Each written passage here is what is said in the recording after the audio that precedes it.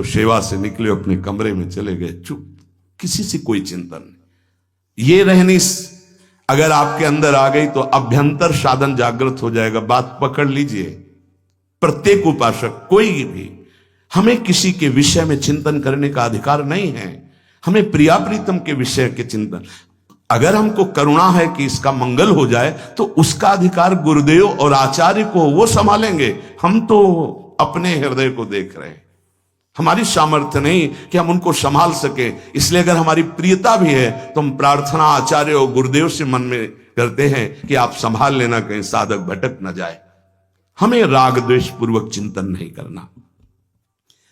ये 5 बड़े पवित्र हृदय में बातें आती हैं। पहला, ये समझ लीजिए कि सत्य से बढ़कर के कोई साधना नहीं है। सत्य, आपकी वाणी झूठ बोलना बंद करे यदि भगवत प्राप्ति करनी। हमें क्या बिगाड़ लेगा, कोई क्या बिगाड़ लेगा? हमें सत्य बोलना। अगर हमसे गलती हो गई, हम सत्य बोल रहे हैं तो प्रायश्चित हो जाएगा। हाँ, आप दंड दो, आप तिरस्कार करो। सत्य, सत्य से बढ़कर कोई साधना और कोई धर्म नहीं। पहला, आपकी वाणी में सत्य हो, आपके आचरण में सत्यता हो, आपके हृदय में सत्यता हो। ये महापुरुषों के वचन हैं। दूसरा, मौन से बढ़कर कोई तपस्या नहीं। पकड़िए, आप वाणी को मौन दीजिए, जितना आवश्यक उतना उचित बोलिए, सत्य बोलिए, धर्मयुक्त बोलिए, नहीं तो मौन हो जाइए। ये दिन भर पागलों की तरह बातें करते रहना, व्यर्थ की ग्राम्य वार्ता, जगत वार्ता। ये तुम भगवत प्राप्ति के मार्ग के वीर पुरुष हो, तुम्हें व्यर्थ का शब्द नहीं। वाणी से अपनी शक्ति का रात मत करो। बहुत जो प्रपंच की बातें करता है कभी अध्यात्म में नहीं चल सकता, क्योंकि ऊर्जा शक्ति वाणी के द्वारा नष्ट हो गई है। जो बहुत देखते हैं इधर उधर, सब टेलीविजन, मोबाइल, नेत्र शक्ति नष्ट हो गई। बहुत सुनते हैं, उनकी श्रवणेंद्रिय नष्ट हो गई, उनकी श्रवणेंद्रिय की जो आध्यात्मिक सामर्थ्य है खो दी। आप साधक हैं, आप संचय कीजिए, खोने के लिए नहीं है। पहला है, सत्य से बढ़कर कोई साधना और धर्म नहीं। ध्यान रखिए, झूठ बोल रहे हैं, माला हाथ में है, किस बात के तुम साधक हो? बिल्कुल असत्य संभाषण नहीं होना चाहिए। आपसे अमुक मिले जी, बिल्कुल सत्य। क्यों हम झूठ बोले? आपको उचित लगे तो ठीक है, अनुचित लगे तो दंड दे दीजिए। आगे से हम आप जैसा कहेंगे वैसा करेंगे। हमारा असत्य भाषण नहीं होगा, छुपाव का भाषण नहीं होगा। नहीं बात करना चाहते हम आपसे, नहीं मिलेंगे आपसे, सीधी बात है। क्या भय? चाहे गृहस्थ में हो चाहे विरक्त में हो, झूठा बोलने की क्या जरूरत? बोले नहीं, व्यापार में बोलना पड़ता है। क्यों बोलना पड़ता है? सब कोई जानता है व्यापार मुनाफे के लिए किया जा रहा है। तुम्हारा नौकर थोड़ी कोई, उसके परिवार है, उसका व्यापार है। 100 की चीज वो 100 में देगा। तुम्हें गरज हो तो लो, नहीं तो ना लो। वो कह रहा है 125। झूठ बोलने की जरूरत क्या है? सत्य बोलिए। तुम्हारी सत्य वृत्ति ही तुम्हें सुखी कर देगी, तुम्हारे कुल परंपरा को सुखी कर देगी, तुम्हें आनंद प्रदान कर देगी। क्यों झूठ बोले? कहां झूठ की बात है? जहां झूठ की बात है वहां अशांति है, चिंता है, शोक है, भय है, मृत्यु है। जो सत्य है वो अमृत है। भगवान को सत्य नारायण कहते हैं। सच्चिदानंद रूपाय, सच्चित आनंद रूपाय। सत्य छोड़ दोगे तो बचा क्या तुम्हारे पास? क्या पहले व्यापार नहीं होता था क्या? सब झूठ ही बोलते थे क्या? केवल झूठा ही लेना, झूठे ही देना, झूठे ही भोजन, झूठ चबेना। क्या बचेगा तुम्हारे पास? दूसरा, मौन। मौन से बढ़कर कोई तपस्या नहीं। वाणी के वेग को रोकिए, मौन रहना सीखिए। आवश्यक है तो बोलिए, नहीं चल दिए, हमें क्या मतलब है। आप नाराज ही तो होंगे, लेकिन हम सत्य पे चल रहे हैं तो आपके हृदय को चाहे जितना उत्तापित होकर के हमारे प्रतिकूल सोचे, सामर्थ्य नहीं कि हमें प्रतिकूलता दे सके। तीसरा, नाम जप से बढ़कर कोई यज्ञ नहीं, कोई साधना नहीं।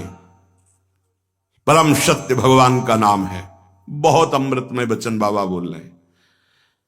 सत्य बोलना, मौन रहना सबसे बड़ी तपस्या, और नाम जप परायण।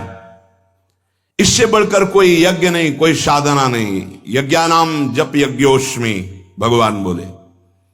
चौथा, विचार से बढ़कर कोई ज्ञान नहीं। एक भी कदम रखो विचार पूर्वक, किससे मिलना है, क्या पाना है, कैसे चलना है, विचार पूर्वक। पशु बिना विचारे जे करें ते पाछे पछताएं, काम बिगाड़ो आपनो जग में होत हंसाए। विचार पूर्वक हर कार्य कीजिए। विचार ही नहीं, क्रिया कुछ हो रही, विचार कुछ हो रहा है, ऐसे नहीं। हर काम, और जिधर कदम बढ़ा दो फिर लौटाना नहीं। ये नहीं आज ऐसे, कल ऐसे, परसों ऐसे नहीं। एक पद्धति से चलो, विचार पूर्वक चलो। कदम रख दिया तो बिल्कुल परिपक्व कदम रखा, 4 दिन बाद उसको फिर पीछे हटा के फिर ऐसा नहीं। बार बार नहीं बदलना, बार बार हमें को साधन नहीं बदलना, बार बार स्थान परिवर्तन नहीं करना, बार बार साध्य को नहीं बदलना, बार बार गुरु को नहीं बदलना। बहुत जल्दी सिद्धावस्था आ जाए, जो हमारा आसन है उस आसन पे वहीं परिपक्व अवस्था आ जाएगी, भजन के परमाणु आ जाएंगे। बहुत सावधानी, विचार पूर्वक आपका खान पान, व्यवहार, चलना उठना, बैठना, बोलना सब विचार पूर्वक, विचार रहित नहीं होना चाहिए। पांचवा, भोग और जन समुदाय। जैसे सर्प के संग से आप डर रहे हैं, ऐसे डरना चाहिए उपासक को। संग को भुजंग के समान समझे। किसी से भी बात करो, अगर उसका कल्याण करने की भावना नहीं तो बेमतलब तर्क विवाद, तब लगता है अपने आनंद को छोड़कर क्यों बात करें। प्रभु ने सेवा दी है, इसलिए यह बात करने का समय नहीं रह गया है। कोई बिरला पिपासु आता नहीं तो सब ज्ञानी, सब चतुर, सब भगवत प्राप्त ऐसे ही प्राय मिलते हैं। साधक तो बहुत भाग्य से मिलते हैं। कोई बिरला साधक आता है तब हृदय प्रसन्न होता है कि सच्चे मार्ग से चलना चाहता है। नहीं, अहम की ऐसी बरसात हो रही है, कुछ नहीं। जब उनको, तो वो कुछ नहीं है, न ज्ञान है, न भक्ति है, न अष्टांग योग है, कुछ नहीं, अहम। बचो, प्रार्थना है, अपने लोगों को सेवा मिली तो ठाकुर जी जाने। संग से भुजंग के समान डरो। किसी से बात करने से डरो, किसी से मिलने से डरो, किसी से मित्रता से डरो। एकांत सेवन अमृत, समाज सेवन मृत्यु। जब तक भगवत साक्षात्कार ना हो जाए, उपासक को इस बात से बहुत डरना चाहिए। नेत्र झुके हुए, वाणी मौन, अपने लक्ष्य पर दृष्टि, भगवत साक्षात्कार। आप चाहे जैसे नचवाओ, आपकी इच्छा की बात है। क्योंकि भुने हुए चने को चाहे जितना खाद पानी लगा दो, उसमें अंकुरण नहीं होने वाला। भुना हुआ चने के समान जब मन हो जाए, वो तब भगवान जो सेवा देते हैं वो बात अलग है। उपासक को बिल्कुल सावधान रहना। इस बात पे हमारी बहुत ध्यान दीजिए, नहीं बहुत पश्चाताप होगा, बहुत जलन होगी, बहुत हानि हो जाएगी। यहां किसी से किसी भी प्रकार का धार्मिक, भागवतिक, प्रापंचिक कोई संग न किया जाए। हमारी बात मान लेना, चाहे स्त्री शरीर हो चाहे पुरुष शरीर हो, हमारी प्रार्थना मान लेना। ये हृदय की बात कह रहा हूं। जब तक भगवत साक्षात्कार ना हो तो व्यवहारिक तो जाने दो, परमार्थिक और धार्मिक संबंध भी हमें स्वीकार नहीं करना। क्योंकि किसी भी तरह से हमारी वृत्ति चुरा न ली जाए। हमारी वृत्ति केवल हमारे आराध्य देव में रहे, बस। असंगोहम पुरुषा, मान लीजिए। इसी से परिपक्व अवस्था आती है। भोगों का त्याग और संग का त्याग, बाबा कह रहे हैं, पांचवी बात है। सत्य, मौन, जप परायण, विचार पूर्वक हर कर्तव्य कर्म, और भोगों का और जन समुदाय के संग का त्याग। जब तक भगवत साक्षात्कार ना हो जाए तब तक ऐसा नहीं। साधक को बहुत सावधान रहना है।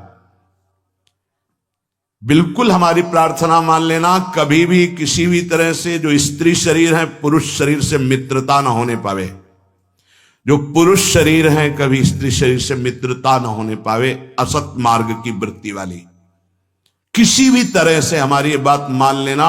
इसलिए कह रहा हूं कि नहीं तो जीवन भर पछताना पड़ेगा, जलना पड़ेगा, और कोई सहयोगी आपका नहीं है।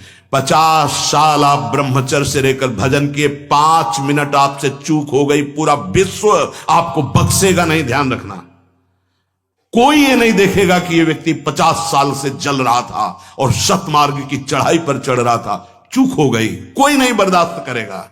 मेरी बात मान लेना, ये तुम्हारे जीवन के लिए वो कवच होगा जो तुम्हें कोई नहीं हरा सकता। कोई भी संबंध हो, भगवत संबंध के सिवा हमारा किसी से कोई संबंध नहीं। और भगवत संबंध में समाज की भी एक तार भाव होता है, साफ सिया राम में, साफ राधे श्याम में। बस अगर हमारा कोई पर्सनल किसी से संबंध है, हमारे शब्द को याद रख लेना, पश्चाताप और पराजय के सिवा कुछ नहीं मिलेगा। इसे कागज में लिख लो, हृदय में लिख लो, जीवन भर इसको तुम अमृत के समान सेवन करना। ये हृदय की बात कह रहा हूं। असंग रहना, मन न लगे तो पड़े रहना, पर किसी को दोस्त मत बना लेना, किसी से यहां अपनापन मत कर लेना। यदि ऐसा किया तो पछताना पड़ेगा, आपकी पराजय होगी और आपको जलना पड़ेगा। दोनों बातें आप समझ लेना। असंग रहना, थोड़ी देर मन पराजित करता है, हमको जलाता है, वो जलन तो ऐसे सह जाई जाती है, लेकिन जब मन की जलन मिटाने के लिए कोई क्रिया हो जाती है, कोई संबंध हो जाता है, तो जीवन भर जलना पड़ता है पश्चाताप की अग्नि में।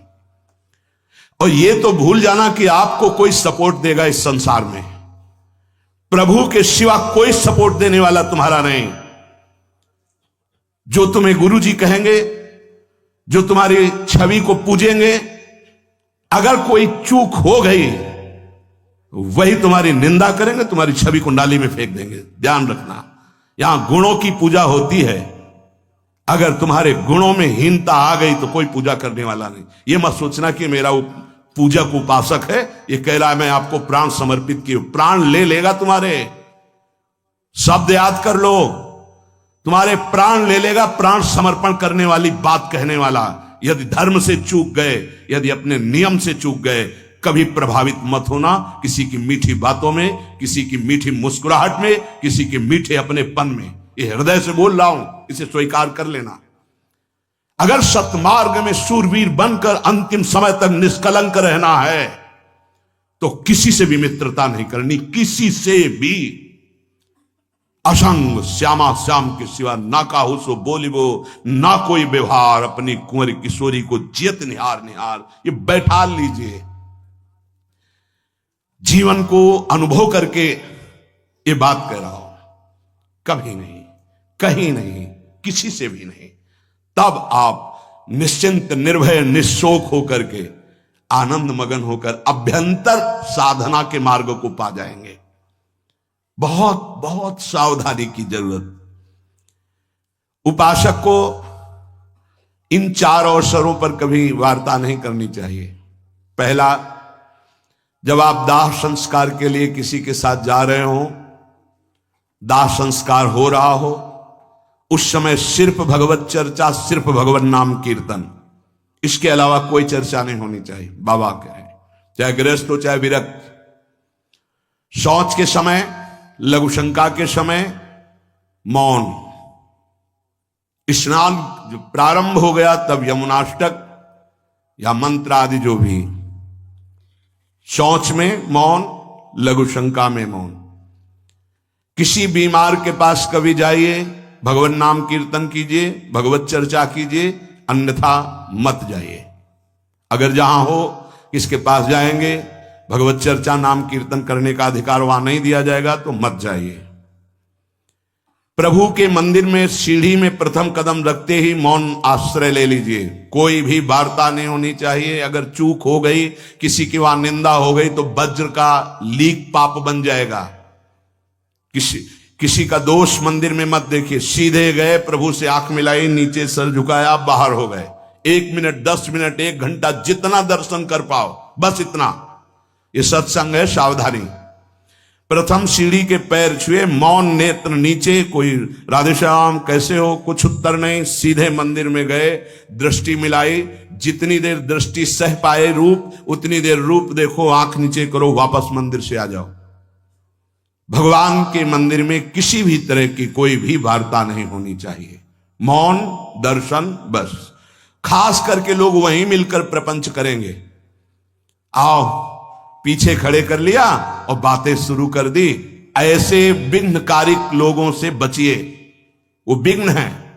अरे बड़े भाग्य से प्रभु के सामने हमें खड़े होने को मिला है। तुम्हें प्रपंच यही पूछना है, कौन हो, कैसे हो, क्या है, कुछ नहीं। उपासक सावधान, कभी भी दर्शन के लिए जाए तो सबसे पहले ऐसे लोगों से अपना पिंड छुड़ाए जो प्रणाम नमस्कार बातचीत बिल्कुल नहीं, सीधे गए, आंख मिलाई, आंख नीचे की, वापस हुए, बस रास्ते में बोलना ही नहीं। इसलिए करे एक भी व्यक्ति से अपनापन नहीं होना चाहिए। किसी भी संत के पास जाए, मौन का आश्रय ले ले, उसे बोलने दे, उनकी चेष्टाएं देखे, उनके अनुभव सुने, उनकी बात सुने। आप संसार से आए हो, बड़े भाग्यशाली हो, संत समागम मिला। अगर कोई बात पूछनी है तो अपने परम कल्याण की बात पूछे, अपनी योग्यता दिखाने की ना कोशिश करे। थोड़ा संतों के चरणों में निराभिमान होकर बैठो तो तुम्हें पता चलेगा, अरे ऐसे ऐसे भगवत प्राप्त महात्मा हुए हैं, उनकी वाणियों का स्वाध्याय करो तो तुम्हारा अहंकार मिट्टी में मिल जाएगा। ये अहंकार, तुम 4 शब्द लिख दिए तुकबंदी लिख करके तो अपने को तुम ज्ञानी समझने लगे। बहुत सावधान। इतने इतने बड़े पर्चे आते हैं, किस बात के? जानने के नहीं, कि हमको बताना है कि हम ऐसे। ये भैया हमारे गुरु जी हैं हमारे बताने के लिए, और हमें जो जानना है वो हमारी प्रिया, जो हमारे गुरु जी समर्थ है। आपको जो जानना हो, वास्तविक परमार्थ में चलना हो तो यहां बैठना। अगर समय नष्ट करने आए तो जिंदगी में दोबारा आपको चांस नहीं देंगे श्री जी, ध्यान रखना। श्रीधाम वृंदावन है, प्रियाजू की कृपा से आए हो साधु समागम में तो लाभ ले लो। किसी भी महात्मा के पास जाए तो वाणी को शासन में रखे, बहुत सावधान, उनकी सुनो। तुम्हें तो जो आता है वो आता ही है, उनसे ले। आप कृपा लेने आए, उनसे ज्ञान ले, उनसे आचरण सीखो।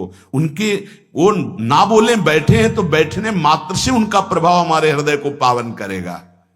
पूज्यपाद महाराज जी कह रहे हैं, आज हमारे परमार्थ में साधक की उन्नति क्यों नहीं हो रही? दिनों दिन अवनति होती जा रही है। क्या कारण है बाबा? ये पूज्य स्वामी श्री अखंडानंद जी महाराज प्रश्न करता है, उत्तर देने वाले पूज्य बाबा शिवड़िया बाबा जी महाराज कह रहे हैं, भैया किसी भी जीव का कल्याण होता है भय से। जिसको ईश्वर और गुरु का भय रहता है उसका निश्चित कल्याण हो जाता है।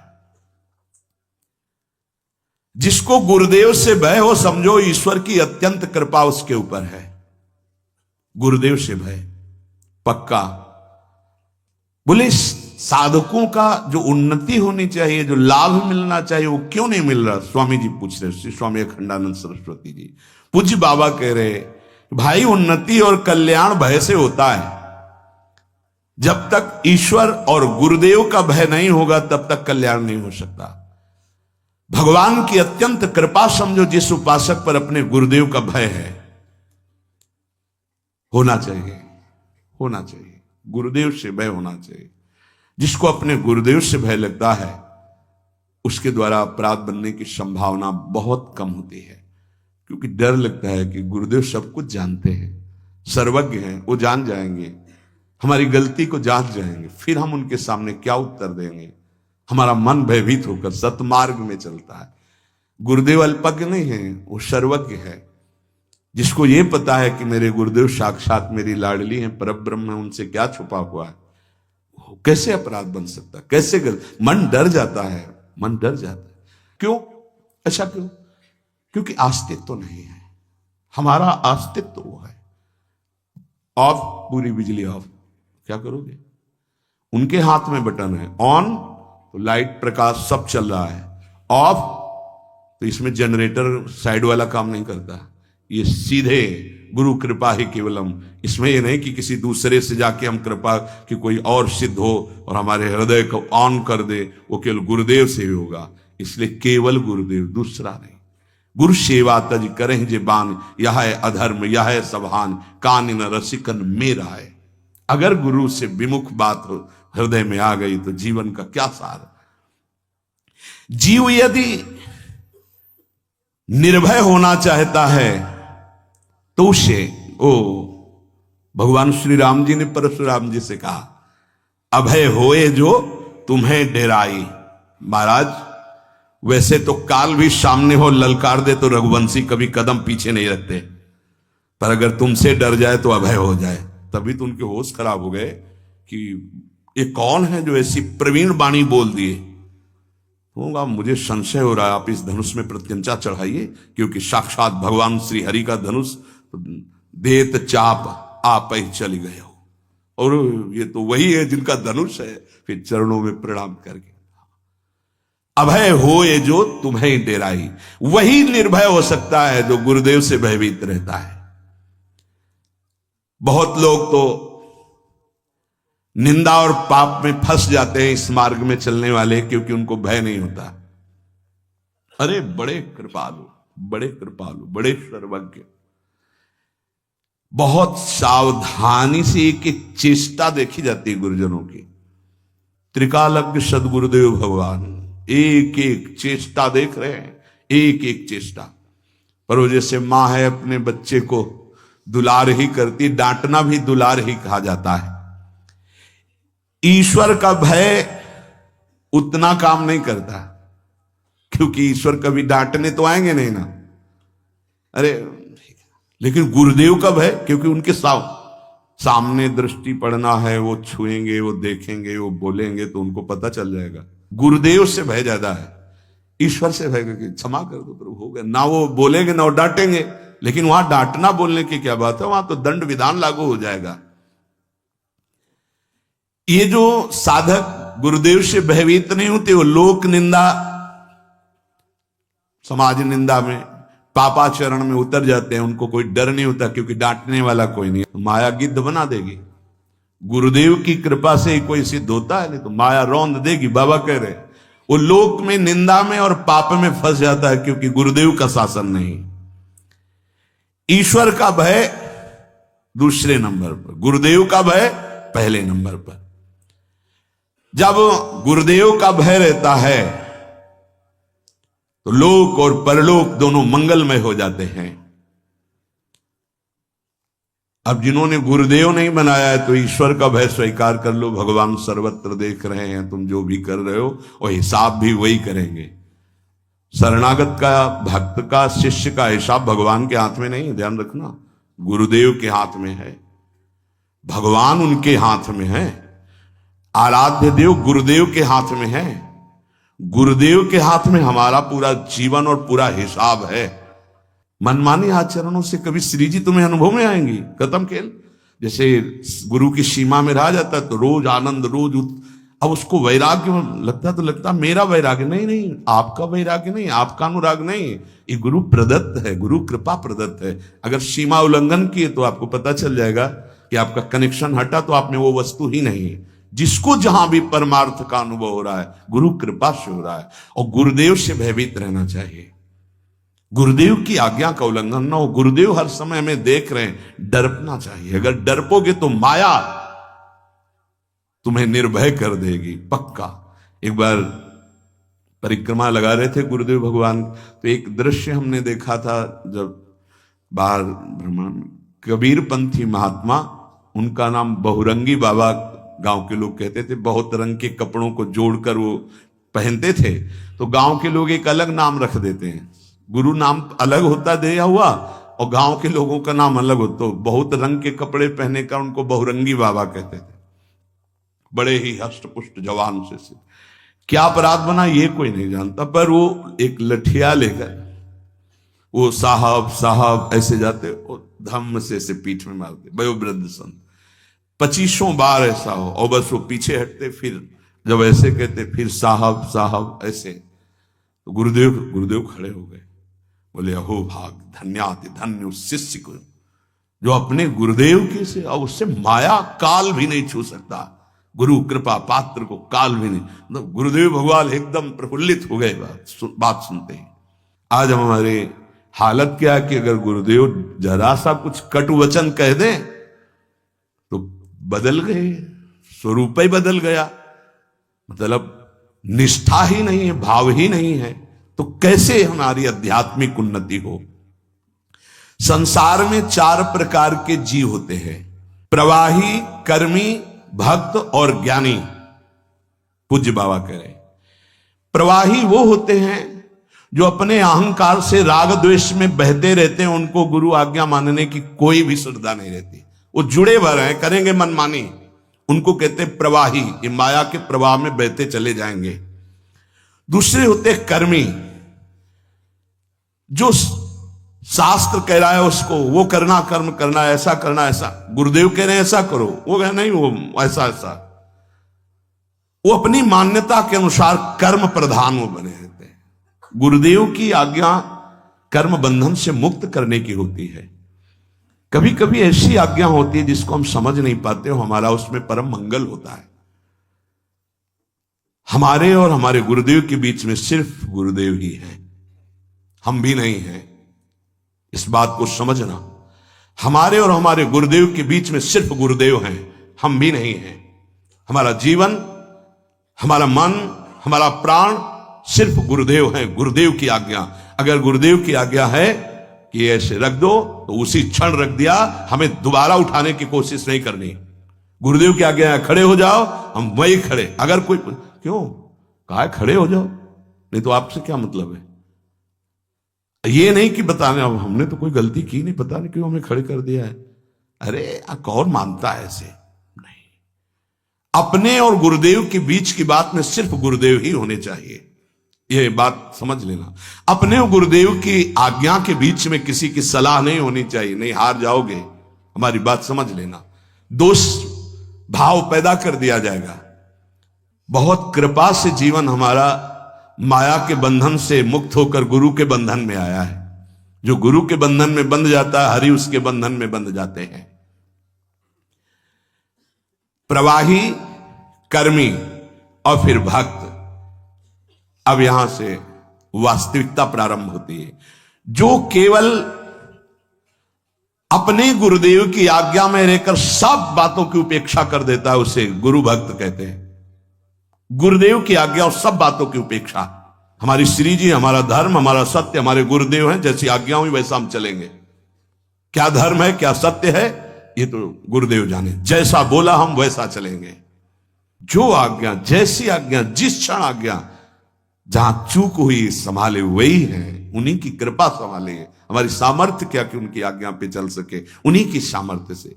तीसरा जो भक्त है, उसको ना संसार की और ना शास्त्र की, केवल गुरुदेव की बात।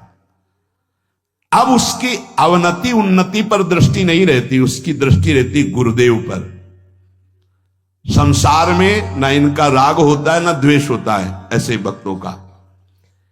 ये केवल गुरुदेव की कृपा में डूबने वाले महापुरुष होते हैं। इनका जो दुख भी है वो महान सुख स्वरूप होता है, गुरुदेव की आज्ञा से जो प्राप्त होता है। और इनके सुख का वर्णन तो क्या कर सकते हैं? ना भोजन, ना वस्त्र, ना व्यवहार, ना शास्त्र, केवल गुरुदेव की कृपा से ही ऐसे जनों का पोषण होता है। चौथा, जब ऐसा गुरु भक्त हुआ तो चौथा, ज्ञानी। जो गुरुदेव वही शिष्य, किंचन मात्र अंतर नहीं। पूरा का पूरा हृदय गुरुदेव का उसके हृदय में प्रकाशित हो गया। नमस्कार करते हैं ऐसे शिष्य को जो राग और द्वेष पर विजय प्राप्त करके तत्ववेत्ता गुरुदेव के समान हो गया, जिसका हृदय गुरु स्वरूप हो गया। जैसे भृंगी कीट दूसरे कीट को भृंगी बना दिया, ऐसे गुरु भक्त को गुरुदेव ने स्वरूप प्रदान कर दिया। आजकल तो राग द्वेष में फंसे हुए हैं, ज्ञान की चर्चा करते हैं, गुरुदेव में आसक्ति नहीं तो शुद्ध ज्ञान की प्राप्ति कैसे हो? इसलिए जो प्रवाही है और कर्मी है, इनसे महान श्रेष्ठ भक्त जो गुरु भक्त है, और उसका परिणाम है गुरु के समान स्थिति को प्राप्त हो जाना। इसका चिंतन किया जाए, मनन किया जाए, अपने आचरण में उतारा जाए और निरंतर नाम जप किया जाए। श्री राधा वल्लभ लाल की।